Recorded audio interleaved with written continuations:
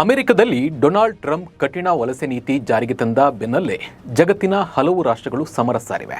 Britain ಕೂಡ ಅಕ್ರಮ ವಲಸಿಗರ ವಿರುದ್ಧ ಕಠಿಣ ಕ್ರಮ ಕೈಗೊಳ್ತಾ ಇದ್ದು, ಅಕ್ರಮ ವಲಸೆ ಕಾರ್ಮಿಕರ ಮೇಲೆ ದಾಳಿಯನ್ನು ಶುರು ಮಾಡಿದೆ. ಇದು ಬ್ರಿಟನ್ನಲ್ಲಿರುವ ಭಾರತೀಯರಿಗೆ ಆತಂಕ ತಂದಿದ್ದು, ಯುಕೆ ಸರ್ಕಾರದ ನಿಲುವಿನಿಂದ ಇಂಗ್ಲೆಂಡ್ನಲ್ಲಿನ ಭಾರತೀಯರ ವ್ಯಾಪಾರ ವಹಿವಾಟಿಗೆ ಭಾರೀ ಹೊಡೆತ ಬಿದ್ದಿದೆ. ಯುಕೆ ವೈಡ್ ಬ್ಲೀಡ್ಸ್ ಎಂಬ ಬ್ರಿಟನ್ ಸರ್ಕಾರದ ಆಪರೇಷನ್ನಿಂದ ಭಾರತೀಯ ರೆಸ್ಟೋರೆಂಟ್ಗಳು, ಬಾರ್ಗಳಿಗೆ ಬಹಳ ಎಫೆಕ್ಟ್ ಆಗಿದೆ.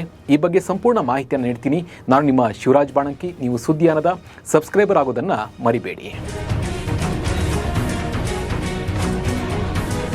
ಅಮೆರಿಕದ ಬೆನ್ನಲ್ಲೇ ಬ್ರಿಟನ್ ಕೂಡ ಅಕ್ರಮ ವಲಸಿಗರ ಮೇಲೆ ಆಪರೇಷನ್ ಶುರು ಮಾಡಿದೆ.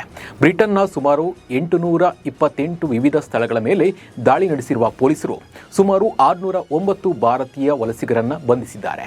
ಹೋಮ್ ಸೆಕ್ಯೂರಿಟಿ ಎವೆಟ್ ಕೂಪರ್ ಈ ಕಾರ್ಯಾಚರಣೆಯ ಮೇಲ್ವಿಚಾರಣೆ ನಡೆಸ್ತಾ ಇದ್ದು, ಪ್ರಮುಖವಾಗಿ ಭಾರತೀಯ ರೆಸ್ಟೋರೆಂಟ್ಗಳು, ಕಾರ್ ವಾಶ್ ಕೇಂದ್ರಗಳಲ್ಲಿ ಕೆಲಸ ಮಾಡುತ್ತಿರುವ ವಲಸಿಗ ಕಾರ್ಮಿಕರನ್ನು ಗುರುತಿಸುವ ಪ್ರಕ್ರಿಯೆ ಚಾಲನೆ ನೀಡಿದ್ದಾರೆ.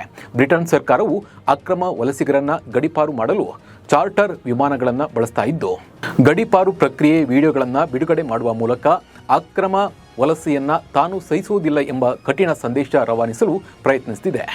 ಎಲ್ಲ ವಲಯಗಳಲ್ಲಿ ಅಕ್ರಮ ಕೆಲಸದ ಬಗ್ಗೆ ಗುಪ್ತಚರ ಮಾಹಿತಿ ಸಂಗ್ರಹಿಸಲು ಬ್ರಿಟನ್ ಗೃಹ ಇಲಾಖೆ ಮುಂದಾಗಿದೆ. ಪ್ರಮುಖವಾಗಿ ಭಾರತೀಯ ರೆಸ್ಟೋರೆಂಟ್ಗಳು, ಟೇಕ್ ಅವೇಗಳು ಮತ್ತು ಕೆಫೆಗಳಲ್ಲಿ ಕೆಲಸ ಮಾಡುತ್ತಿರುವ ಸೂಕ್ತ ದಾಖಲೆಗಳಿಲ್ಲದ ಭಾರತೀಯ ಕಾರ್ಮಿಕರ ಮೇಲೆ ನಿಗಾ ಇರಿಸಲಾಗಿದೆ. ಇದರ ಬೆನ್ನಲ್ಲೇ ಪ್ರತಿಕ್ರಿಯಿಸಿರುವ ಬ್ರಿಟನ್ ಹೋಮ್ ಸೆಕ್ಯೂರಿಟಿ ಎವೆಟ್ ಕೂಪರ್, ವಲಸೆ ನಿಯಮಗಳನ್ನು ಗೌರವಿಸಬೇಕು ಮತ್ತು ಜಾರಿಗೊಳಿಸಬೇಕು, ಅಕ್ರಮ ವಲಸೆಯನ್ನು ತಡೆಗಟ್ಟುವುದು ಮತ್ತು ಕಾರ್ಮಿಕರ ಶೋಷಣೆಯನ್ನು ತಡೆಗಟ್ಟುವ ಉದ್ದೇಶದಿಂದ ಕಾರ್ಯಾಚರಣೆಯನ್ನು ಆರಂಭಿಸಲಾಗಿದೆ ಅಂತ ಹೇಳಿದ್ದಾರೆ.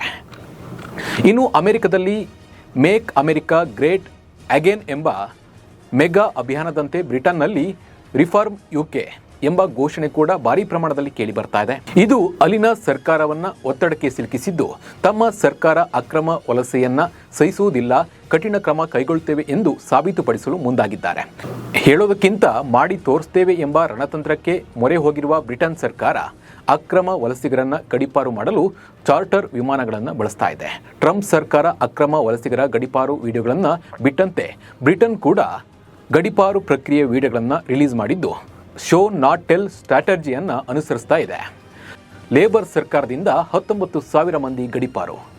ಲೇಬರ್ ಪಕ್ಷ ಅಧಿಕಾರ ವಹಿಸಿಕೊಂಡ ನಂತರ ಸುಮಾರು 19,000 ವಿದೇಶಿ ಅಪರಾಧಿಗಳು ಮತ್ತು ಅಕ್ರಮ ವಲಸಿಗರನ್ನು ಗಡೀಪಾರು ಮಾಡಲಾಗ್ತಾ ಇದೆ.